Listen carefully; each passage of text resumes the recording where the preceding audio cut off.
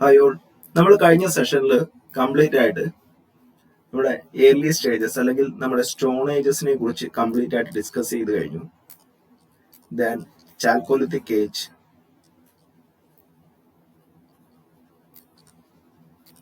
അതുപോലെ തന്നെ ഹാരപ്പൻ സിവിലൈസേഷൻ.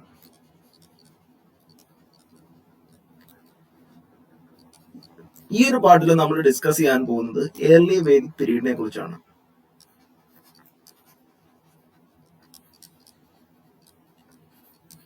ഈ ഒരു ഏർലി വൈദിക പീരീഡിനെ കുറിച്ച് കൃത്യമായിട്ട് ഒരു ഐഡിയ നിങ്ങൾക്ക് കിട്ടണമെന്നുണ്ടെങ്കിൽ ആദ്യത്തെ പാർട്ട് കണ്ടിട്ട് വരിക. അങ്ങനെ കണ്ടാൽ മാത്രമേ ഇതിന്റെ ഒരു കണ്ടിന്യൂവേഷൻ നിങ്ങൾക്ക് ലഭിക്കുകയുള്ളൂ.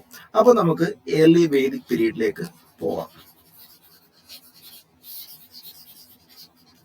ഈ ഒരു ഏർലി വേദിക് പീരീഡിലാണ് ആക്ച്വലി നമ്മുടെ ഇന്ത്യയിലേക്ക് ആര്യന്മാരുടെ ഇൻവാൻഷൻ ഉണ്ടാവുന്നത്.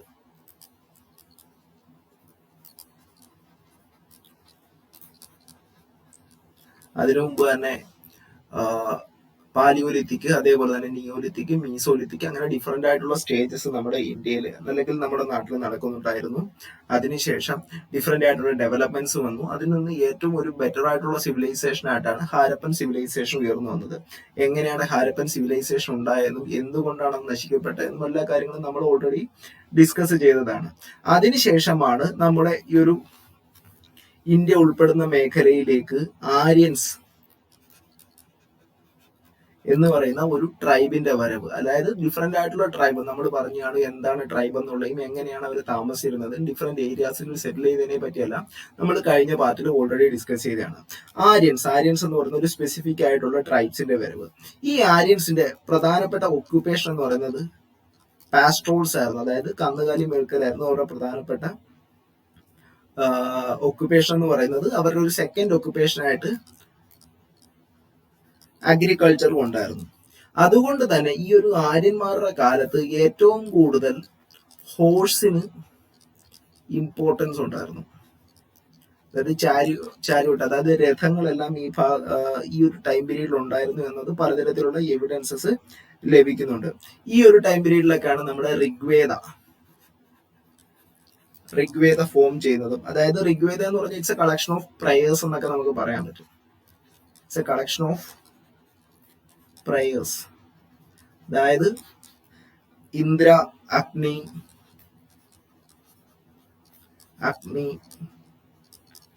മിത്ര, വരുണ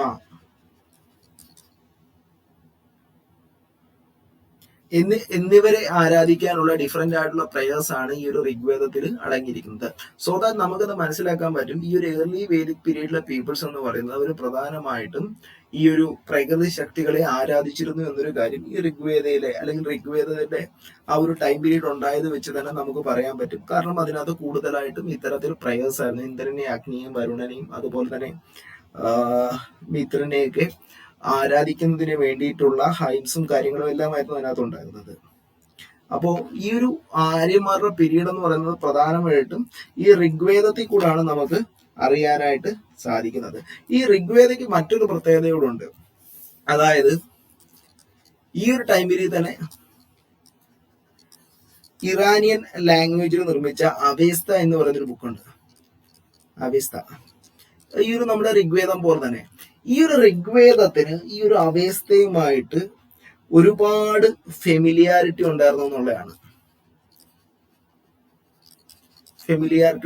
സോ ദാറ്റ് ഇതിൽ നിന്നും നമുക്ക് മറ്റൊരു കാര്യം മനസ്സിലാക്കാം. നമുക്കറിയാം ആര്യന്മാര് ഇവിടേക്ക് ഇൻവാൻഷൻ നടത്തിയതാണ്. അതായത് ഇവിടുത്തെ ഉള്ള ട്രൈബിൽ നിരവധിയായിട്ടുള്ള ട്രൈബ്സ് ഉണ്ടായിരുന്നു. അതിലേക്ക് ആര്യൻ എന്ന് പറയുന്ന ഒരു സമൂഹം വന്നതാണ്. അതുകൊണ്ട് തന്നെ മേ ബി ഇതൊരു സമൂഹം വന്നത് ഇറാനിൽ നിന്നാവാം എന്നൊരു കാര്യം നമുക്ക് ഈ ഒരു ഋഗ്വേദത്തിന്റെയും അവേസ്തയുടെയും ആ ഒരു ഫെമിലിയാരിറ്റി വെച്ച് നമുക്ക് മനസ്സിലാക്കാനായിട്ട് പറ്റും. അതുപോലെ തന്നെ ഇവർ പ്രധാനമായിട്ട് ഉപയോഗിച്ചിരുന്ന എക്യുപ്മെന്റ്സ് എന്ന് പറയുന്നത് സോക്കറ്റഡ് ആക്സസ് ഉണ്ടായിരുന്നു, ബ്രോൺസ് ഡ്രിക്സ് ഉണ്ടായിരുന്നു, അതുപോലെ തന്നെ സ്വാഡുകളും ഉണ്ടായിരുന്നു. ഇത് പ്രധാനമായിട്ടും നോർത്ത് വെസ്റ്റേൺ ഇന്ത്യ എന്നൊക്കെയാണ് ഇതിന്റെ എവിഡൻസസ് എല്ലാം കണ്ടെത്തിയിരിക്കുന്നത്. സോ ദാറ്റ് നമുക്ക് മനസ്സിലാക്കാൻ പറ്റും ഒരു പ്രധാനമായിട്ടും ബ്രോൺസുമായിട്ടും അതുപോലെ തന്നെ കോപ്പറുമായിട്ടും എല്ലാം വളരെയധികം ഫെമിലിയർ ആയിരുന്നു എന്നൊരു കാര്യം പറയാൻ പറ്റും. ദെൻ ഈ ഋഗ്വേദത്തിൽ കണ്ട മറ്റൊരു മെൻഷനിങ് ഉണ്ട്, അതായത് ഡിഫറെന്റ് ആയിട്ടുള്ള റിവേഴ്സ്. ഇപ്പോ പറയുകയാണെങ്കിൽ റിവർ കുംഭ, അതുപോലെ തന്നെ ഇൻഡസ് റിവർ, ഇപ്പോഴത്തെ ഇൻഡസ് റിവറും അതിന്റെ 5 ട്രിബ്യൂട്ടറീസും. നമുക്കറിയാം ഹാരപ്പൻ സിവിലൈസേഷൻ ഫോം ചെയ്തത് ഈ ഒരു ഇൻഡസ് റിവർ അല്ലെങ്കിൽ സിന്ധു നദിയും അതുമായിട്ട് ബന്ധപ്പെട്ട 5 ട്രൈബ്യൂട്ടറിയുമായിട്ട് ബന്ധപ്പെട്ടിട്ടാണ്. ഈ ഒരു സെയിം മെൻഷനിങ്ങും അതായത് നമ്മുടെ ഈ ഒരു ഇയർലി പീരീഡ് ആര്യന്റെ ഇൻവെൻഷന്റെ സമയത്തുണ്ടായിരുന്നു.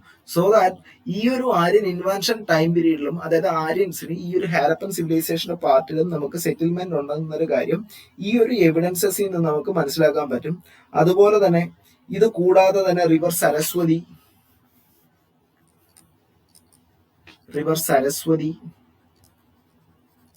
ആൻഡ് ഗഗർ റിവർ, ഇത്തരം റിവേഴ്സിന്റെ എല്ലാം മെൻഷൻസ് ഈ ഒരു ഋഗ്വേദത്തിൽ കാണാൻ പറ്റും. അതായത് ഇത്തരം റീജിയൻസ് എല്ലാം ആര്യന്റെ സെറ്റിൽമെന്റ്സ് ഉണ്ടായിരുന്നു എന്ന് നമുക്ക് പറയാൻ പറ്റും. അതോടൊപ്പം തന്നെ ഇവര് ഇമേജ് വർഷിപ്സും യാചനകളും എല്ലാം നടത്തിയിരുന്നു. അതായത് നമ്മൾ പറഞ്ഞു ഓൾറെഡി അവർ പ്രകൃതി ശക്തികളെ ആരാധിച്ചിരുന്നു, അതിനോടൊപ്പം തന്നെ അവർക്ക് ഇമേജ് വർഷിപ്സും കാര്യങ്ങളും ലഭിച്ചിരുന്നു. ദെൻ അവർക്ക് ബ്രോൺസുമായിട്ട് ഫെമിലിയർ ആയിരുന്നു, കോപ്പറുമായിട്ട് ഫെമിലിയർ ആയിരുന്നു എന്നൊരു കാര്യം നമ്മൾ പറഞ്ഞു. കോപ്പർ പ്രധാനമായിട്ടും ബാക്കിയുള്ള ട്രൈബ്സിനെല്ലാം ലഭിച്ചതുപോലെ തന്നെ ഖോത്രി മൈൻസ് രാജസ്ഥാനിൽ നിന്നായിരിക്കാം അവർക്ക് കൂടുതലായിട്ടും ഇത്തരം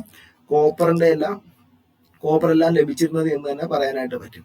നമുക്കറിയാം ഈ ആര്യൻസ് എന്ന് പറയുന്നത്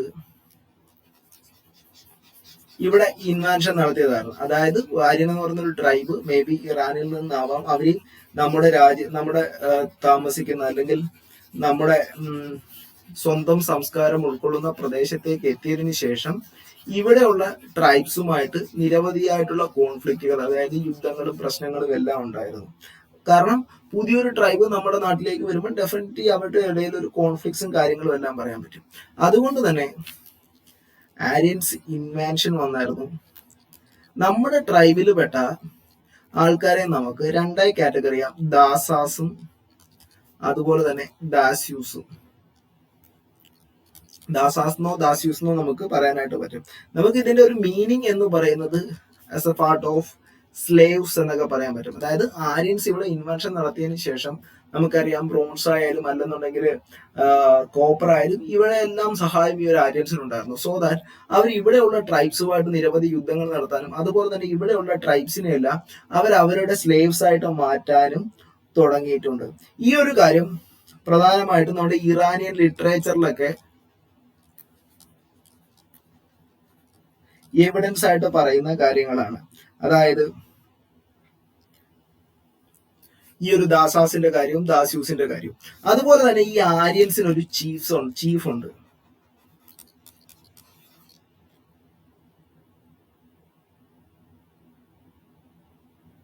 ഈ ഒരു ആര്യൻ ചീഫ് എന്ന് വെച്ച് കഴിഞ്ഞാൽ ഇപ്പോ ഒരു ഗോത്രം ഉണ്ടായിരിക്കും, അതിനൊരു ചീഫ് ഉണ്ടായിരിക്കും. അതുപോലെ തന്നെയാണ് ഈ ഒരു ആര്യൻ എന്ന് പറയുന്ന ഒരു ഗോത്രത്തിനും അതുപോലെ തന്നെ അതിന്റെ ഒരു ചീഫ് ഉണ്ടായിരുന്നു. ഈ ആര്യൻസ്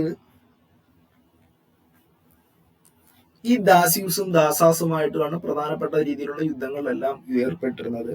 അതുകൊണ്ട് തന്നെ ഈ ഒരു ദാസ്യൂസിന് മണ്ടയില് ഒരു ഓവർ പവേർഡ് കാണിക്കാം. മേ ബി അത് അറ്റാക്കിലോട്ട് വരെ പോകാം, അല്ലെങ്കിൽ ദാസ്യൂസിന്റെ മരണത്തിലേക്ക് പോകാം. സോ ദാറ്റ് ഈ ആര്യൻ ചീഫിനെ നമ്മൾ ട്രാൻസ് ദാസ്യൂസ് എന്നും നമ്മൾ പറയാറുണ്ട്. അതായത് ഈ ദാസാസ് എന്ന് പറയുന്ന സ്ലേവ് എന്ന് പറയുന്ന കാറ്റഗറിയുമായിട്ട് ഈ ഒരു ആര്യൻ ചീഫ്, അതേ ട്രാൻസ് ദാസ്യൂസ് എന്ന് പറയുന്നത് വളരെയധികം സോഫ്റ്റ് ആയിട്ടുള്ള ഒരാളായിരുന്നു. പക്ഷേ ദാസ്യൂസിന്റെ അടുത്ത് വളരെയധികം ഹോസ്റ്റൈൽ ആയിട്ട് നിൽക്കുന്ന ആൾക്കാരായിരുന്നു. സോ ദാറ്റ് കൂടുതലായിട്ടും ഇവര് ദാസ്യു എന്ന് പറയുന്ന ആ ഒരു കാറ്റഗറി അല്ലെങ്കിൽ ഈ ഒരു ആര്യൻ ട്രൈബുമായിട്ട് എതിർത്ത് അല്ലെങ്കിൽ കോൺഫ്ലിക്റ്റിൽ വരുന്ന ആൾക്കാരെയാണ് പ്രധാനമായിട്ടും കൊന്നൊടുക്കിക്കൊണ്ടിരുന്നത്. അതുകൊണ്ട് തന്നെയാണ് ഈ ഓവർ പവേർഡ് ആയ ആര്യൻ ചീഫിനെ നമ്മൾ ട്രാൻസ് ദാസ്യൂസ് എന്ന് പറയുന്നത്. അതായത് ഈ ഒരു സമയത്ത് മറ്റൊരു വേർഡും പറയുന്നുണ്ട്, ദാസ്യുഹത്യ. അതായത് നമ്മുടെ സ്ലോട്ടറിങ് ഓഫ് ദാസ്യൂസ് അല്ലെങ്കിൽ ദാസ്യൂസിനെ കൊന്നുകളയുന്നതിനെയാണ് ദാസ്യു അല്ലെങ്കിൽ ദാസ്യുഹത്യ എന്ന് നമ്മൾ പറയുന്നുണ്ട്. ഈ ഒരു ടൈം പീരീഡിൽ നിരവധിയായിട്ടുള്ള ട്രൈബൽ കോൺഫ്ലിക്ട്സ് നമുക്കറിയാം.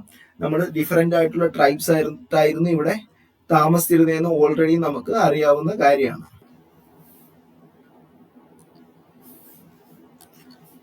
ദാസ്യവത്യം. ഇനി നമുക്ക് അതായത് ഡിഫറെന്റ് ആയിട്ടുള്ള ട്രൈബൽ കോൺഫ്ലിക്ട്സ് എല്ലാം ഈ ഒരു ടൈം പീരീഡിൽ നടന്നായിരുന്നു. അതുപോലെ തന്നെ നമുക്ക് ഇത്തരം ഇവരുടെ എവിഡൻസ് എന്നുള്ള രീതിയിൽ ഇവരുടെ ഫോർട്ടുകളും കാര്യങ്ങളും ഒന്നും നമുക്ക് ഒന്ന് ഡിഫറൻഷിയേറ്റ് ചെയ്ത് അറിയാൻ പറ്റില്ല. കാര്യം എന്ന് വെച്ച് കഴിഞ്ഞാൽ ഓൾറെഡി നമ്മളെ ട്രൈബ്സ് ഉണ്ടായിരുന്ന അല്ലെങ്കിൽ ഇൻഡസ് വാലി സിവിലൈസേഷൻ ഉണ്ടാകുന്ന ഭാഗങ്ങളിലായിരിക്കും കൂടുതലായിട്ടും ഇവരുടെ ആ ഒരു സെറ്റിൽമെന്റ്സ് ഉണ്ടായിരുന്നത്. അതിന് പ്രധാനപ്പെട്ട കാരണം നമ്മൾ ഓൾറെഡി പറഞ്ഞു, അവരുടെ ഒക്യുപ്പേഷൻ എന്ന് പറയുന്നത് പാസ്ട്രോൾസും അതുപോലെ തന്നെ അഗ്രികൾച്ചറും ആയിരുന്നു. ഈ ഒരു സെയിം ടൈം പീരീഡിൽ ഇന്ത്യയിൽ ഉണ്ടായിരുന്ന ട്രൈബ്സിന്റെയും ഈ ഒരു ഒക്യുപ്പേഷൻ എന്ന് പറയുന്ന പാസ്ട്രോൾസും അഗ്രികൾച്ചറും ആയിരുന്നു. അവർ കൂടുതലായിട്ടും സെറ്റിൽ ചെയ്തിരുന്നത് ഇത്തരത്തിൽ നദിയുടെ കരയിലായിരുന്നു. അതുകൊണ്ട് തന്നെ പുതിയ ഒരു ട്രൈബ് വന്നാലും കൂടുതലായിട്ടും ഇത്തരം ഏരിയയിൽ മാത്രമേ സെറ്റിൽ ചെയ്യാനുള്ള സാധ്യതയുള്ളൂ. സോ ദാറ്റ് ഈ ഒരു നമ്മുടെ ട്രൈബ്സ് നേരത്തെ ഉണ്ടായിരുന്ന ട്രൈബ്സ് ഉണ്ടായിരുന്ന ഏരിയയിൽ തന്നെയായിരുന്നു അവർ സെറ്റിൽ ചെയ്തിരുന്നത്. അതുകൊണ്ട് അവരുടേതായിട്ടുള്ള പ്രത്യേകം ഡിഫറൻഷിയേറ്റ് ചെയ്തുള്ള ഫോർട്ടിന്റെ എവിഡൻസസോ കാര്യങ്ങളൊന്നും നമുക്ക് കിട്ടിയിട്ടില്ല. പക്ഷേ നമ്മൾ ആദ്യമേ പറഞ്ഞതുപോലെ തന്നെ ഹോഴ്സിന്റെ എവിഡൻസ് ഉണ്ടായിരുന്നു. അതുപോലെ തന്നെ ചാരിയോട്ട്, അതായത് രഥങ്ങളിലെ എല്ലാം ഹോഴ്സിനെ ഉപയോഗിച്ച് വലിക്കുന്ന ചാരിയോട്ടിന്റെ എല്ലാം എവിഡൻസസ് എല്ലാം നമുക്ക് ലഭിച്ചിട്ടുണ്ട്. ആര്യൻസ് ആണ് ആദ്യമായിട്ട് വെസ്റ്റ് ഏഷ്യയിലും അതുപോലെ തന്നെ ഇന്ത്യയിലും ഈ ഒരു ചാരിയോട്ട് എന്ന് പറയുന്ന കാര്യം ഇൻട്രൊഡ്യൂസ് ചെയ്യുന്നത് എന്ന് നമുക്ക് പറയാനായിട്ട് പറ്റും. ഇനി ഇവരുടെ കോൺഫ്ലിക്റ്റിലേക്ക് പോവുകയാണെന്നുണ്ടെങ്കിൽ നമ്മൾ പറഞ്ഞതുപോലെ തന്നെ ആര്യൻസ് ഇൻവാൻഷൻ ആയിരുന്നു. അതായത് നമ്മുടെ നാട്ടിലേക്ക് കടന്നു വന്ന ആൾക്കാരാണ്, മേ ബി ഇറാനിൽ നിന്നാവാം. അതുകൊണ്ട് തന്നെ ഇവര് പ്രധാനമായിട്ടും രണ്ടു തരത്തിലുള്ള കോൺഫ്ലിക്റ്റിനാണ് ഏർപ്പെടുത്തുന്നത്. ആദ്യത്തേത് പ്രീ ആര്യൻസുമായിട്ടും രണ്ടാമത്തേത് വിത്ത് ദംസെൽസ്. അതായത് പ്രീ ആര്യൻസ് എന്ന് പറഞ്ഞു കഴിഞ്ഞാൽ ഓൾറെഡി ഈ ആര്യൻസ് വരുന്ന ടൈം പീരീഡിൽ തന്നെ ഇവിടെ ഉണ്ടായിരുന്ന ട്രൈബുകൾ, നമ്മുടെ നാട്ടിലുണ്ടായിരുന്ന ട്രൈബുകളുമായിട്ട് തീവ്രവാദിയായിട്ടുള്ള യുദ്ധങ്ങളിൽ ഏർപ്പെട്ടിരുന്നു, അല്ലെങ്കിൽ കോൺഫ്ലിക്റ്റ് ഏർപ്പെട്ടിരുന്നു. അങ്ങനെയുള്ള ആൾക്കാരാണ് നമ്മുടെ ദാസാസും ദാസ്യൂസും എന്നെല്ലാം പറയുന്നത്. അവിടെ കൂടുതൽ ആൾക്കാരും ഈ ഒരു ആര്യൻസിന്റെ സ്ലേവ്സ് ആയിട്ട് മാറുകയും പലരും ഈ ഒരു കോൺഫ്ലിക്റ്റിൽ മരണപ്പെടുകയൊക്കെ ഉണ്ടായിട്ടുണ്ട്. രണ്ടാമത് വരുന്നതാണ് വിത്ത് ദംസെൽസ്. അതായത് ഈ ആര്യൻസ് പ്രധാനമായിട്ടും 5 ഗ്രൂപ്പുകളായിട്ടായിരുന്നു മാറിയിരുന്നത്. അതായത് സെയിം ട്രൈബ് തന്നെയാണ്, പക്ഷെ ഈ ട്രൈബിൽ തന്നെ ഡിഫറെന്റ് ആയിട്ടുള്ള ഗ്രൂപ്പുകൾ ഉണ്ടായിരുന്നു. ഇപ്പൊ നമ്മൾ പറയുകയാണെങ്കിൽ പാഞ്ചജന്യ എന്ന് നമുക്ക് പറയാം. പാഞ്ചജന്യ എന്ന് നമുക്ക് പറയാനായിട്ട് പറ്റും.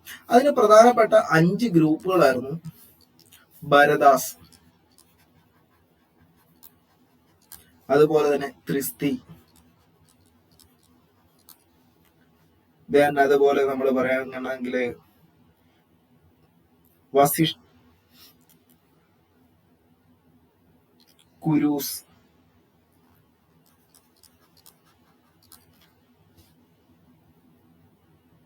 പാഞ്ചല,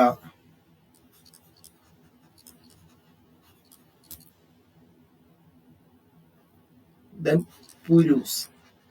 ഇങ്ങനെ പ്രധാനമായിട്ടും 5 ട്രൈബായിരുന്നു ഉണ്ടായിരുന്നത്. ഈ ട്രൈബുകളെല്ലാം ചേർന്ന് പരസ്പരം യുദ്ധത്തിൽ ഏർപ്പെടുന്നത് പതിവായിരുന്നു. ഇതിൽ തന്നെ ഭരദാസും ത്രിസ്തി എന്ന് പറയുന്നത് അവിടുത്തെ പ്രധാനപ്പെട്ട റൂളിംഗ് ക്ലാസ് ആയിരുന്നു. ഭരദാസും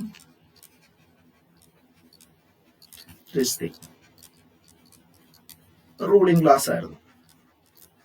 ഇവയ്ക്കെല്ലാം അവർക്ക് ഓരോ റൂളിംഗ് ക്ലാസ്സിനും അവരുടേതായിട്ടുള്ള ഓരോ പ്രീസ്റ്റുകൾ ഉണ്ടാവും. ഈ ഒരു ഭരദാസിന്റെയും ത്രിസ്തിയുടെയും പ്രധാനപ്പെട്ട പ്രീസ്റ്റ് എന്ന് പറയുന്നത് വസിഷ്ഠയായിരുന്നു. വസിഷ്ഠയായിരുന്നു അവരുടെ പ്രധാനപ്പെട്ട പ്രീസ്റ്റ് എന്ന് പറയുന്നത്. ഇപ്പോ നമ്മൾ നോക്കുകയാണെന്നുണ്ടെങ്കിൽ നമ്മുടെ ഇന്ത്യ എന്ന് പറയുന്ന ഇന്ത്യ ദാറ്റ് ഈസ് ഭാരത് എന്നാണ് നമ്മുടെ കോൺസ്റ്റിറ്റ്യൂഷൻ വരെ പറഞ്ഞേക്കുന്നത്. അതിൽ വന്നേക്കുന്ന ഭാരതം എന്ന് പറയുന്നത് ഈ ഒരു ഭരതന്മാരിൽ നിന്ന് ഉത്ഭവിച്ചതാണ് എന്നാണ് പറഞ്ഞേക്കുന്നത്. അതായത് ഈ ഒരു കാര്യം നമ്മുടെ ഋഗ്വേദത്തിൽ മെൻഷൻ ചെയ്തിട്ടുണ്ട്. ഇതിൽ തന്നെ ഈ ഭരത എന്ന് പറയുന്ന ഒരു ഗ്രൂപ്പ് പുരൂസ് എന്ന് പറയുന്ന ഒരു ഗ്രൂപ്പുമായിട്ട് ജോയിൻ ചെയ്തതിനു ശേഷം അവരൊരു പുതിയ ട്രൈബിനെ ഫോം ചെയ്യുകയാണ്. അതാണ് കുരൂസ് എന്ന് പറയുന്നത്, അല്ലെങ്കിൽ കുരുവംശം എന്ന് പറയുന്നത്. ഈ ഒരു കുരൂസും അതുപോലെ തന്നെ ഈ പാഞ്ചല എന്ന് പറയുന്ന ട്രൈബും കൂടെ ഒരുമിച്ച് ചേർന്നുകൊണ്ടാണ് നമ്മുടെ റിവർ ഗാഞ്ചസിന്റെ അപ്പർ പ്ലെയിൻസിലെല്ലാം ഒരു പ്രധാനപ്പെട്ട ഒരു റൂള് നടത്തിക്കൊണ്ടിരുന്നത്. Ruled in upper Gangetic places. അതായത് ഇതൊരു ഏർലി ഫേസ് ആണ്. നമ്മുടെ ഈ ഒരു കുരൂസും പാഞ്ചലാസും ചേർന്നുള്ള ആ ഒരു ഭരണം എന്ന് പറയുന്നത് നമ്മുടെ ലേറ്റർ വേദിക് പീരീഡില് വളരെയധികം ഇമ്പോർട്ടന്റ് ആയിട്ടുള്ള ഒരു കാര്യം തന്നെയാണ്. ഇനി ഇവരുടെ ആ ഒരു മെറ്റീരിയൽ ലൈഫ് നമ്മൾ നോക്കുകയാണെന്നുണ്ടെങ്കിൽ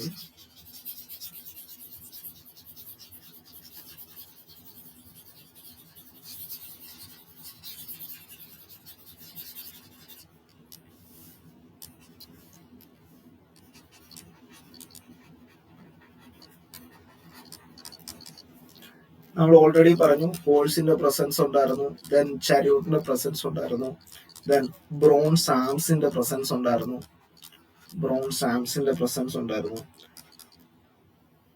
പക്ഷെ ഈ ബ്രോൺസിന്റെ പ്രസൻസ് നമ്മുടെ വെസ്റ്റേൺ പാർട്ട് ഓഫ് സബ് കോണ്ടിനെന്റിൽ നിന്നും എവിഡൻസ് ഒന്നും നമുക്ക് പ്രത്യേകിച്ച് ലഭിച്ചിട്ടില്ല. ദെൻ അതുപോലെ തന്നെ കോപ്പർ യൂസ് ചെയ്തിരുന്നു എന്നുള്ളതിന് എവിഡൻസ് കിട്ടിയിട്ടുണ്ട് ഫ്രം ഖേത്രി മൈൻസ് രാജസ്ഥാൻ.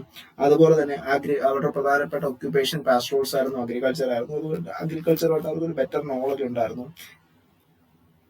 അതുപോലെ തന്നെ നമ്മൾ ഇതുവരെ കാണാത്തൊരു കാര്യം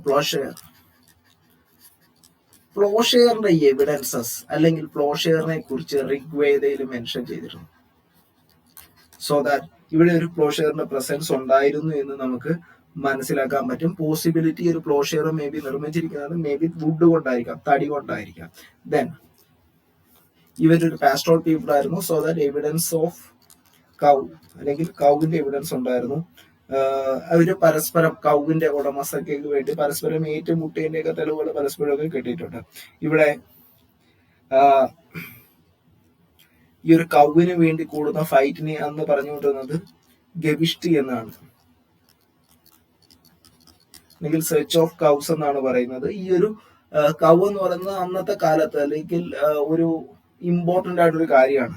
അതായത് ഒരു വെൽത്തിന്റെയും, അതായത് ഇപ്പൊ 10 പശുക്കളുള്ള ആള് ഏറ്റവും വലിയ ധനികൻ എന്നൊക്കെ രീതിയിലായിരുന്നു. അതുപോലെ തന്നെ ഈ ഒരു പശുവിനെ നമ്മൾ ഗിഫ്റ്റ് ആയിട്ടല്ല ആ ഒരു ടൈം പീരീഡിൽ കൊടുത്തിരുന്നു. അതുകൊണ്ട് തന്നെ ഈ ഒരു കൗസ് എന്ന് പറയുന്നത് അക്കാലത്ത് വളരെയധികം ഇമ്പോർട്ടന്റ് ആയിട്ടുള്ള ഒരു കാര്യം തന്നെയായിരുന്നു.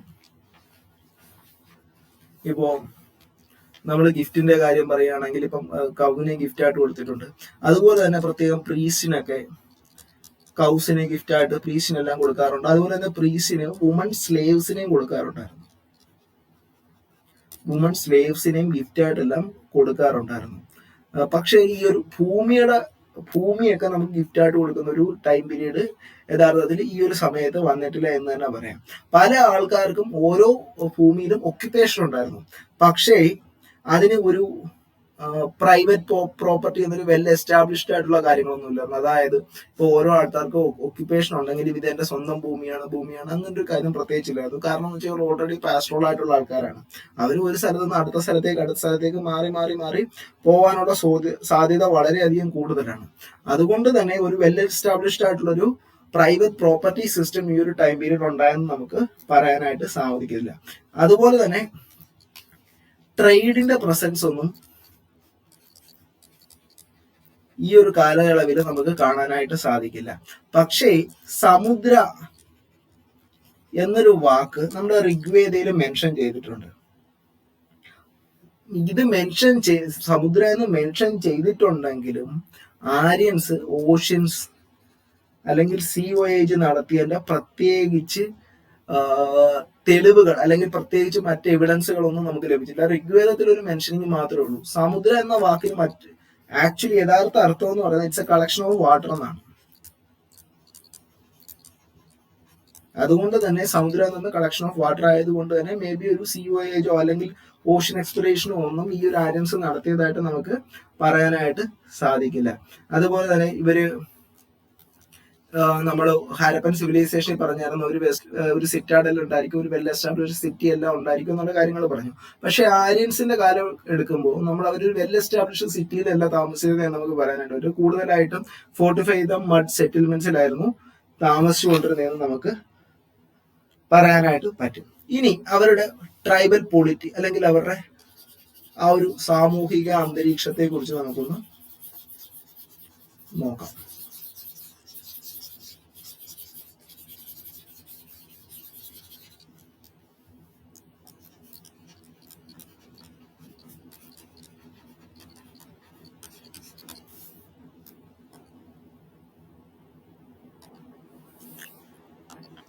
നമ്മൾ നമ്മൾ ഓൾറെഡി ഈ ആര്യൻസിനെല്ലാം ഒരു ചീഫ് ഉണ്ടെന്നുള്ള കാര്യം നമ്മൾ പറഞ്ഞിരുന്നു. അതായത് ദാസ്യു ഹത്യ ചെയ്യുന്ന അല്ലെങ്കിൽ ട്രാൻസ് ദാസ്യു എന്ന് പറയുന്ന ഒരു ചീഫ് ഉണ്ടെന്ന് പറഞ്ഞിരുന്നു. ആ ഒരു ടൈം പീരീഡിൽ നമ്മൾ ഈ ഒരു ചീഫിനെ അറിയപ്പെട്ടുന്ന പേരെന്ന് പറയുന്നത് രാജൻ എന്നാണ്. രാജാവ് എന്ന് പറയുന്നത് രാജൻ എന്നാണ് അറിയപ്പെടുന്നത്. ഇതൊരു ഹെറിഡിറ്ററി പൊസിഷൻ ആയിരുന്നു. അതായത് ഇപ്പോ പിന്തുടർച്ചയാണ്. അതായത് അച്ഛൻ മരണപ്പെട്ടാലും മകൻ, അങ്ങനെ രീതിയിൽ പിന്തുടർച്ച അവകാശമായ രീതിയിലാണ് ഈ ഒരു ചീഫ് എന്ന് പറയുന്ന പൊസിഷനിലേക്ക് എത്തുന്നത്. നമ്മൾ നോർമൽ ആയിട്ടുള്ള കാര്യം നോക്കിക്കഴിഞ്ഞാൽ ഈ ചീഫ് ആയിരിക്കും അപ്പെക്സ് പൊസിഷനിൽ ഉണ്ടായിരിക്കുക. അതായത് അൾട്ടിമേറ്റ് പവർ, എല്ലാ തീരുമാനങ്ങളും എടുക്കുന്നത് രാജാവായിരിക്കും എന്നാണ്. പക്ഷേ ഇവിടുത്തെ ഈ ഒരു ട്രൈബൽ പൊളിറ്റിയിൽ രാജാവിന് അത്രയ്ക്ക് അൾട്ടിമേറ്റ് പവറും കാര്യങ്ങളൊന്നുമില്ല. കാര്യം അവിടെ ഒരു ട്രൈബൽ ഓർഗനൈസേഷൻസ് ഉണ്ടായിരുന്നു. അതായത് സഭകൾ എന്നെല്ലാം നമ്മൾ പറയില്ലേ, അത്തരം സഭകളും കാര്യങ്ങളും ഉണ്ടായിരുന്നു. ഇപ്പൊ ഒരു ജനാധിപത്യ രാജ്യത്ത് വരുമ്പോൾ ഡിഫറെന്റ് ആയിട്ടുള്ള സഭ, ലോക്സഭ, രാജ്യസഭ, ഇങ്ങനെയുള്ള കാര്യങ്ങളെല്ലാം കേട്ടിട്ടില്ലേ? അതുപോലെ ഡിഫറെന്റ് ആയിട്ടുള്ള സഭകൾ ഉണ്ടായിരുന്നു. ഈ സഭകളുടെ പൊതു അഭിപ്രായമായിരിക്കാം ഈ ഒരു രാജന്റെ അല്ലെങ്കിൽ രാജാവിന്റെ അഭിപ്രായമായിട്ടോ അല്ലെങ്കിൽ ഒരു ഭരണമായിട്ടോ കൊണ്ടുവന്നിരിക്കുന്നതെന്ന് നമുക്ക് പറയാനായിട്ട് പറ്റും. അതായത് അവിടെ ഒരു ട്രൈബൽ അസംബ്ലി ഉണ്ടായിരുന്നു. അതിന്റെ പേര് സമിതി എന്നായിരുന്നു. സമിതി, ട്രൈബൽ അസംബ്ലി. ഇത് പ്രധാനമായിട്ടും 4 തരത്തിലുള്ള ട്രൈബൽ അസംബ്ലീസ് ആയിരുന്നു ഉണ്ടായിരുന്നത്: സഭ, സമിതി, വിതാന്ത, ഗണ. പിന്നെ പ്രധാനമായിട്ടും 4 തരത്തിലുള്ള ട്രൈബൽ അസംബ്ലീസ് ആയിരുന്നു ഉണ്ടായിരുന്നത്. ഇതിൽ സഭയിലും അതുപോലെ തന്നെ വിതാന്തയിലും സ്ത്രീകൾക്ക് പങ്കെടുക്കാൻ കഴിയുമായിരുന്നു. മറ്റ് 2 അസംബ്ലിയിലും, അതായത് സമിതി ആയിക്കോട്ടെ ഗണ ആയിക്കോട്ടെ, അതിൽ സ്ത്രീകൾക്ക് പങ്കെടുക്കാൻ കഴിയില്ല. ഇതിൽ നിന്ന് മനസ്സിലാക്കാൻ പറ്റുന്നത് ഓൾറെഡി അവിടെ വുമൺ സ്ലേവ്സിനെ അവര് ട്രേഡിംഗ് അല്ല ഗിഫ്റ്റ് ആയിട്ട് കൊടുത്തിരുന്നു. അതുപോലെ തന്നെ സഭയിലും വിതാന്തയിലും സ്ത്രീകളുടെ പ്രസൻസും ഉണ്ടായിരുന്നു. ഒരു സെയിം ടൈം നമുക്കൊരു പാട്രിയാർക്കൽ സൊസൈറ്റി എന്ന് കംപ്ലീറ്റ് ആയിട്ട് നമുക്ക് ഈ ഒരു ആര്യൻ ഏജിനെ പറയാൻ കഴിയില്ല. കാരണം പല സഭകളിലും സ്ത്രീകളുടെ പ്രസൻസ് ഉണ്ടായിരുന്നു എന്ന് നമുക്ക് മനസ്സിലാക്കാനായിട്ട് പറ്റും. അതുപോലെ തന്നെ ഈ ഒരു പൊളിറ്റിയിലേക്ക് വരുമ്പോൾ ഡേ ടു ഡേ ആക്ടിവിറ്റിക്കെല്ലാം ഡിഫറെന്റ് ആയിട്ടുള്ള ഫംഗ്ഷണറീസ്, നമ്മളിപ്പം പറയത്തില്ലേ ഓരോ ഓഫീസേഴ്സ് എന്നൊക്കെ പറയില്ലേ, അതുപോലെ തന്നെ ഡിഫറെന്റ് ആയിട്ടുള്ള ഫംഗ്ഷണറീസും ഈ ഒരു കാലാവധിയിൽ ഉണ്ടായിരുന്നു. ആ ഒരു ഇമ്പോർട്ടന്റ് ഫംഗ്ഷണറി ആയിരുന്നു അന്നത്തെ കാലത്ത് പുരോഹിതൻസ്, അല്ലെങ്കിൽ പ്രീസ്റ്റ് എന്നൊക്കെ നമുക്ക്, പ്രീസ്റ്റ് നമ്മൾ നേരത്തെ പറഞ്ഞു, പുരോഹിത. പ്രധാനമായിട്ടുള്ള 2 അന്നത്തെ പുരോഹിതന്മാരായിരുന്നു വസിഷ്ഠ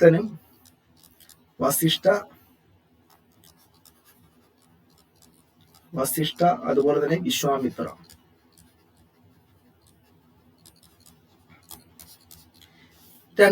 ആദ്യത്തെ ഫംഗ്ഷണറി പുരോഹിതൻ അല്ലെങ്കിൽ പ്രീസ്റ്റ് എന്ന് പറയാം. രണ്ടാമത്തെ ഫംഗ്ഷണറി എന്ന് പറയുന്നത് സേനാനി ആയിരുന്നു. സേനാനി അവരുടെ എന്താ പറയണ്ടേ, സൈനിക തലവൻ എന്നൊക്കെ നമുക്ക് പറയാനായിട്ട് പറ്റും. കൂടുതലായിട്ടും ആക്സസും സോഡ്സും സ്പിയേഴ്സും എല്ലാം യൂസ് ചെയ്തുകൊണ്ട് അവരുടെ കാര്യങ്ങൾ നോക്കിയിരുന്ന ഇത്തരം സേനാനികളായിരുന്നു. മൂന്നാമത് നമുക്ക് ബാലി എന്ന് പറയുന്നൊരു ടേം നമ്മൾ നോക്കണം. ബാലി എന്ന് പറഞ്ഞു കഴിഞ്ഞാല് നമ്മൾ സാധാരണ രീതിയിൽ രാജാവിന് നമ്മൾ ഓരോ സാധനങ്ങൾ കാഴ്ചവെക്കാറുണ്ടായിരുന്നു. അത്തരം രീതിയിൽ തന്നെ ഒരു വോളണ്ടറി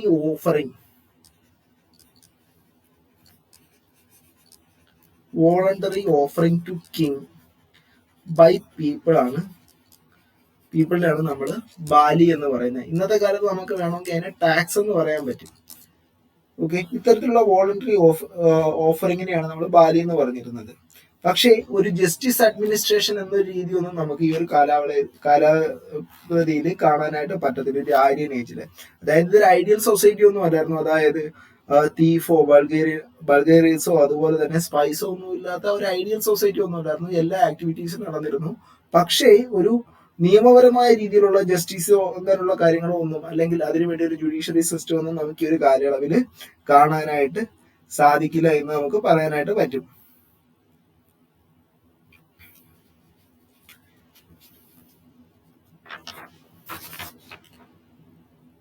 പിന്നീട് നമുക്ക് പറയാൻ പറ്റുന്ന ഒരു ടേമാണ് വ്രാജപതി എന്നുള്ളത്. വ്രാജപതി രാജപതി എന്ന് വെച്ച് കഴിഞ്ഞാൽ officers attached to a territory. അതായത് ഒരു പ്രത്യേക പ്രദേശം ഉണ്ടാവും, ആ ഒരു പ്രത്യേക പ്രദേശത്തിനെ അതോറിറ്റി ആയിട്ട് ഒരു ഓഫീസർ ഉണ്ടായിരിക്കും. ആ ഓഫീസറിനെ പറയുന്ന പേരാണ് നമ്മൾ രാജപതി, അല്ലെങ്കിൽ ഒരു പർട്ടിക്കുലർ ലാൻഡിനെ. മേ ബി അന്നത്തെ കാലത്തെല്ലാം കൂടുതലായിട്ടും പാസ്റ്റർ ചെയ്യുന്ന ലാൻഡ്സ് ആയിരുന്നു. അതുകൊണ്ട് തന്നെ അതിന്റെ ഒരു ചീഫ് എന്നുള്ള രീതിയിൽ നമുക്ക് ഇത്തരം രാജപതികളെ പറയാനായിട്ട് സാധിക്കും. അതുപോലെ തന്നെ നിരവധിയായിട്ടുള്ള, അതായത് 5 ട്രൈബ്സിന്റെ കാര്യമാണ് നമ്മൾ ഈ ഒരു കാലയളവിൽ പറഞ്ഞത്. ഈ ഓരോ ട്രൈബിനകത്തും ഡിഫറെന്റ് ആയിട്ടുള്ള ഫാമിലീസ് ഡെഫിനറ്റ്ലി ഉണ്ടാകും. ഈ ഫാമിലികളെ കുറിച്ചും കുറച്ച് ബന്ധപ്പെട്ട കുറച്ച് ടേമുകളുണ്ട്. ഈ ഒരു ഫാമിലിയുമായിട്ട് ബന്ധപ്പെട്ടതിൽ അന്നത്തെ ടേം പറയുകയാണെങ്കിൽ ഫാമിലിയെ നമ്മൾ പറഞ്ഞിരുന്നത് കുല എന്നാണ്. ഫാമിലിയെ നമ്മൾ പറഞ്ഞിരുന്നത് കുല എന്നാണ്. സോ ദാറ്റ് ഈ ഒരു head of the family,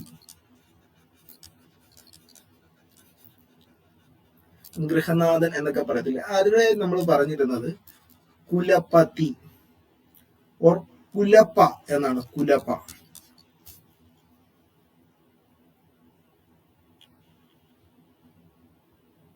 okay, കുലപ്പ എന്നാണ് പറയുന്നത്. ഈ ഒരു ഫാമിലീസ് ചേർന്നായിട്ടാണ് ചെറിയ ചെറിയ ട്രൈബ്സ് ഉണ്ടാവുന്നത്. ഡിഫറെന്റ് ആയിട്ടുള്ള ഫാമിലീസ് ചേർന്നാണ് ഈ ട്രൈബ്സ് ഉണ്ടാവുന്നത്. ഈ ട്രൈബ്സിന് ഒരു ഹെഡ് ഉണ്ടായിരിക്കും, അല്ലെങ്കിൽ ഈ ട്രൈബ്സിനെ നമ്മൾ പറയുന്നത് ഗ്രാമം എന്നാണ്. ഈ ട്രൈബ്സിന്റെ ഹെഡിനെ നമ്മൾ പറയുന്ന പേര് ഗ്രാമിണി എന്നാണ്. ഗ്രാമിണി. ഈ ട്രൈബ്സിന്റെ ഹെഡിനെ പറയുന്നത് ഗ്രാമിണി എന്നാണ്. അത് നമ്മൾ കുറച്ചു മുമ്പ് രാജ്പതി എന്ന് പറഞ്ഞായിരുന്നു, അതായത് ഒരു പർട്ടിക്കുലർ ടെറിട്ടറിയുടെ അതോറിറ്റേറിയൻ എന്ന് പറയുന്നത്. അതുപോലെ തന്നെ ആണ് ഈ ഒരു ഗ്രാമിണി, ഒരു പർട്ടിക്കുലർ ട്രൈബിന്റെ അതോറിറ്റി എന്ന് പറയുന്നത്. ഇപ്പോൾ ഒരു ഐഡന്റിക്കൽ ആയിട്ടുള്ള ടേമായിട്ട് നമുക്കത് പറയാൻ പറ്റും, ഈ ഒരു രാജ്പതിയും അതുപോലെ തന്നെ ഗ്രാമിണിയും. അതുപോലെ തന്നെ ഇക്കാലത്ത് രാജാവ് പ്രത്യേകിച്ച് ആർമീസിനെ ഒന്നും, സ്റ്റാൻഡിങ് ആർമീസ് ഒന്നും ഇല്ലായിരുന്നു. അതായത് ഇപ്പൊ നമ്മുടെ ജനാധിപത്യ രാജ്യമായ ഇന്ത്യയുടെ കാര്യം നോക്കുകയാണെങ്കിൽ നമുക്കൊരു ആർമിയുണ്ട്, ഒരു ഫിക്സഡ് ആൾക്കാരുള്ള ആർമിയുണ്ട്. പക്ഷെ അന്നത്തെ കാലത്ത് പ്രത്യേകിച്ച് ആർമിയും കാര്യങ്ങളും ഒന്നും ഇല്ലായിരുന്നു. എന്തെങ്കിലുമൊക്കെ ഇഷ്യൂസും കാര്യങ്ങളും എല്ലാം ഉണ്ടായിക്കഴിഞ്ഞാൽ ഈ ട്രൈബൽ ഓർഗനൈസേഷനിലെ ട്രൈബൽ പീപ്പിൾസ് ആയിരിക്കും അവരുടെ ആർമിയായിട്ട് മാറുന്നത്. അതുകൊണ്ട് തന്നെ ഈ ഒരു കാലയളവിൽ ഒരു റെഗുലർ ആയിട്ടുള്ള ആർമി നമ്മുടെ രാജാവിന് ഉണ്ടായിരുന്നില്ല, അല്ലെങ്കിൽ രാജന് ഉണ്ടായിരുന്നില്ല എന്ന് നമുക്ക് പറയാനായിട്ട് പറ്റും.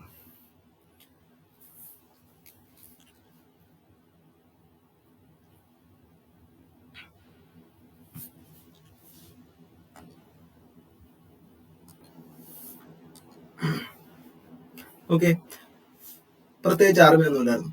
ഇനി ഡിഫറെന്റ് ആയിട്ടുള്ള ഗ്രാമമുണ്ട്, അവരുടെ എല്ലാം ഹെഡ് ഗ്രാമണീസ് ആണ്. അത് ചേർന്നിട്ടാണ് വിസ് എന്ന് പറയുന്ന ക്ലാൻ ആണ്. അതായത് ഡിഫറെന്റ് ചെറിയ ചെറിയ ഗ്രാമങ്ങളിൽ ചെറിയ ചെറിയ ട്രൈബുകളുടെ കൂട്ടം ചേർന്നിട്ട് ഒരു വലിയ ക്ലാൻ ആയിട്ട് മാറും. അതിനെയാണ് നമ്മൾ വിസ് എന്ന് അറിയപ്പെട്ടുകൊണ്ടിരുന്നത്. അതിന്റെ ഹെഡാണ് വിസ്പതി എന്ന് പറയുന്നത്. ഈ ഒരു ഡിഫറെന്റ് ആയിട്ടുള്ള അല്ലെങ്കിൽ ട്രൈബ്സ് ചേർന്ന് പരസ്പരം യുദ്ധങ്ങളൊക്കെ ചെയ്യുമായിരുന്നു. അക്കാലത്ത് യുദ്ധങ്ങളെ പറയാനായിട്ട് സൂചിപ്പിച്ച പേരെന്ന് പറയുന്നത് സംഗ്രമ എന്നാണ്. സംഗ്രമ എന്നാണ് അന്നത്തെ കാലത്ത് യുദ്ധങ്ങളെല്ലാം പറയാനായിട്ട് യൂസ് ചെയ്തിരുന്ന പേരെന്ന് പറയുന്നത്. ഇവിടെ നമ്മൾ ഓരോ ഫാമിലിയുടെ കാര്യം പറഞ്ഞിരുന്നു, അതായത് കുല. ഇത് നമുക്ക് ഈ ഒരു ഋഗ്വേദയിൽ വളരെ റയർലി ആണ് ഈ ഒരു കുലത്തെ പറ്റി പറഞ്ഞിരിക്കുന്നത്. അതുപോലെ തന്നെ ഗൃഹ എന്ന് പറയുന്ന ഒരു പേരും ഈ ഒരു നമ്മുടെ ഈ ഒരു ഫാമിലിയെ മെൻഷൻ ചെയ്യാൻ വേണ്ടി നമ്മുടെ ഋഗ്വേദത്തിൽ പറഞ്ഞിട്ടുണ്ട്. പ്രധാനമായിട്ട് ഈ ഫാമിലി ഉണ്ടായിരിക്കുന്നത് ഫാദറും ആയിരിക്കും ഉണ്ടാവും, മദർ ഉണ്ടാവും, ദെൻ അതുപോലെ തന്നെ ചൈൽഡ് ഉണ്ടായിരിക്കും, അതുപോലെ തന്നെ സ്ലേവ്സും, അവരുടെ എല്ലാം സ്ലേവ്സും ഈ ഒരു ഫാമിലിയുടെ പാർട്ടായിട്ട് ഉണ്ടായിരിക്കുമെന്ന് നമുക്ക് ഡിഫറെന്റ് ആയിട്ടുള്ള എവിഡൻസസ് നിന്ന് മനസ്സിലാക്കാൻ പറ്റുന്നതാണ്. അതുപോലെ തന്നെ ഈ ഒരു ഫാമിലി എന്ന് പറയുന്നത് ഒരു പാട്രിയാർക്കൽ, പുരുഷാധിപത്യത്തോട് കൂടി നീങ്ങുന്ന ഒരു തരം ഫാമിലി ആയിരുന്നു.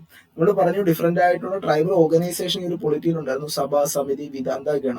ഇതിൽ രണ്ടെണ്ണത്തിൽ നമുക്ക് സ്ത്രീകളുടെ സാമീപ്യം ഉണ്ടായിരുന്നു, അല്ലെങ്കിൽ സ്ത്രീകൾ ഇതിനകത്തെല്ലാം ഭാഗമായിരുന്നു എന്നൊരു കാര്യം പറഞ്ഞു. പക്ഷെ ഒരു ഫാമിലിയിലേക്ക് എത്തുമ്പോൾ അതൊരു കംപ്ലീറ്റ് പാട്രിയാർക്കൽ ഫാമിലി തന്നെയായിരുന്നു. അതായത് ഫാദർ ഹെഡ് ചെയ്യുന്ന ഒരു പാട്രിയാർക്കൽ ഫാമിലി എന്ന് നമുക്ക് പറയാനായിട്ട് പറ്റും.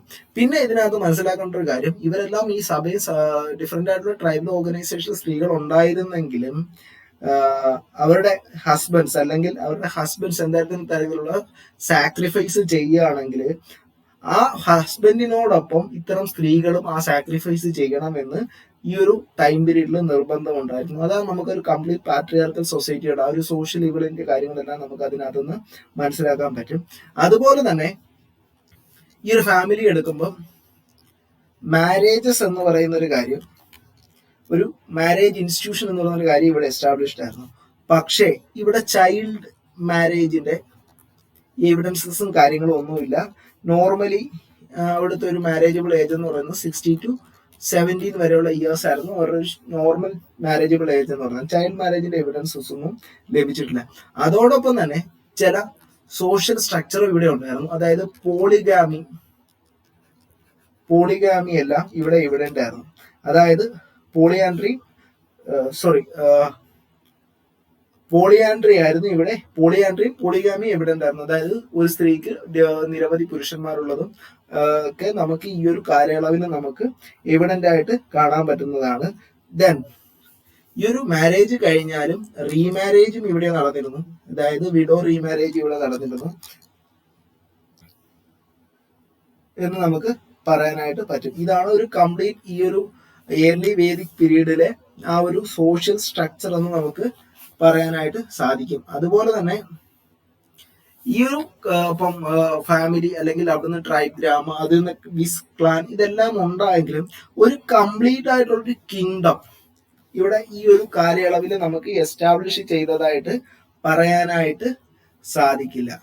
ഈ ഒരു കാലയളവ് മുതലാണ് നമ്മളൊരു വർണ്ണ സിസ്റ്റം നിലവിൽ വരുന്നതെന്ന് പറയാം. വർണ്ണ സിസ്റ്റം ആദ്യമായിട്ട് ഉടലെടുത്തത് ഈ ഒരു ടൈം പീരീഡിലാണെന്ന് നമുക്ക് പറയാനായിട്ട് സാധിക്കുന്നതാണ്. ഡിഫറെന്റ് കളർ ഡിഫറൻസിയേഷൻ ഒക്കെ വരുന്നത്.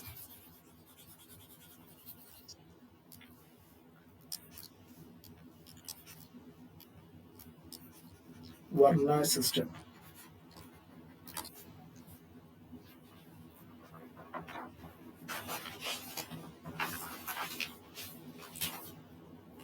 ഈ ഒരു വർണ്ണ സിസ്റ്റത്തിൽ നമ്മൾ സാധാരണ രീതിയിൽ സ്ലേവ്സും കാര്യങ്ങളും എല്ലാം ഉണ്ടായിരുന്നു. ഇവരെ പ്രധാനമായിട്ടും 3ആയിട്ടായിരുന്നു ക്ലാസിഫൈ ചെയ്തിരുന്നത്: വാരിയേഴ്സ്, പ്രീസ്റ്റ്,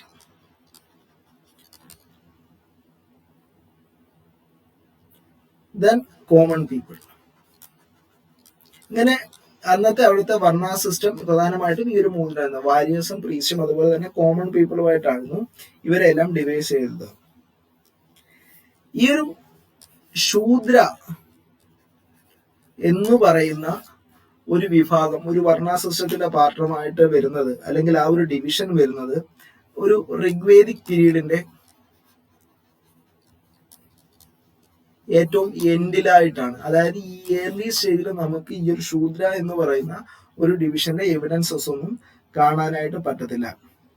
പിന്നെ നമ്മൾ ഓൾറെഡി നമ്മുടെ വുമൺ സ്ലേവ്സിന്റെ കാര്യം പറഞ്ഞു, ഒരു ഡൊമസ്റ്റിക് ആക്ടിവിറ്റിയും കാര്യങ്ങളെല്ലാം പറഞ്ഞിരുന്നു.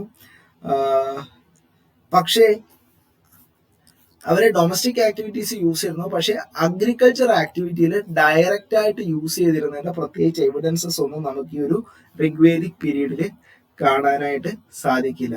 പിന്നെ ഈ ഒരു ഇപ്പം നമ്മുടെ ഈ ഒരു വാരിയേഴ്സ്, പ്രീസ്റ്റ് അല്ലെങ്കിൽ കോമൺ പീപ്പിൾ എന്നൊരു ഡിവിഷൻ എടുത്താലും ബേസ്ഡ് ഓൺ ദെയർ ഒക്യുപ്പേഷൻ ആണ്. ബേസ്ഡ് ഓൺ ദെയർ ഒക്യുപ്പേഷൻ ആണ് ഈ ഒരു ഡിവിഷൻ വന്നേക്കുന്നത്. അല്ലാതെ അവരുടെ കാസ്റ്റ് ബേസിസിലോ മറ്റൊരു ബേസിസിലോ അല്ല ഈ ഒരു ഡിവിഷൻ വന്നിരിക്കുന്നത്. ബേസ്ഡ് ഓൺ ദെയർ ഒക്യുപ്പേഷൻ ആണ് ഇവിടെ ഒരു വർണ്ണ സിസ്റ്റം നിലവിൽ ഉണ്ടായിരുന്നതായിട്ട് നമുക്ക് പറയാൻ സാധിക്കുന്നത്. ഇനി നമ്മുടെ അവർ ആരാധിച്ചിരുന്ന ഗോഡ്സിനെ പറ്റി നോക്കുകയാണെങ്കിൽ ആദ്യം തന്നെ നമ്മൾ പറഞ്ഞു ഋഗ്വേദയിൽ മെൻഷൻ ചെയ്ത കാര്യങ്ങൾ. അതായത് എൻവയോൺമെന്റൽ ഫോഴ്സസിനെ അവർ ആരാധിച്ചിരുന്നു. അതുപോലെ തന്നെ പ്രധാനമായിട്ടും ഈ ഒരു ഫല്ലൂസ്, അതായത് നമ്മൾ കഴിഞ്ഞ പാർട്ടിൽ നമ്മൾ പറഞ്ഞിട്ടുണ്ടായിരുന്നു ആര്യൻസ് ആയിരുന്നു ഈ ഒരു ഫല്ലൂസിന്റെ ആരാധകർ അല്ലെങ്കിൽ കൂടുതൽ ആരാധിച്ചിരുന്നതെന്ന് പറഞ്ഞു. സോ ദാറ്റ് നമുക്ക് ഇവിടെയും പറയാൻ പറ്റും ഇവിടെ പ്രധാനമായിട്ടും മെയിൽ ഗോഡസിനെയാണ് അല്ലെങ്കിൽ മെയിൽ ഗോഡ്സിനെയാണ് കൂടുതലായിട്ടും ആരാധിച്ചിരുന്നത് ഫീമെയിൽ ഗോഡസിനെക്കാട്ട് ഇന്ന് നമുക്ക് പറയാനായിട്ട് പറ്റും.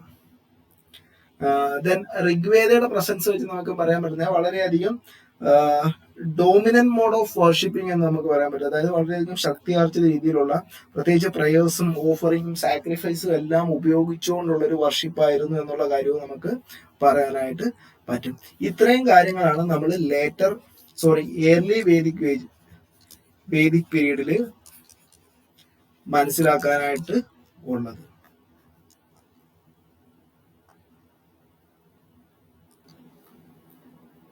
Thank you all.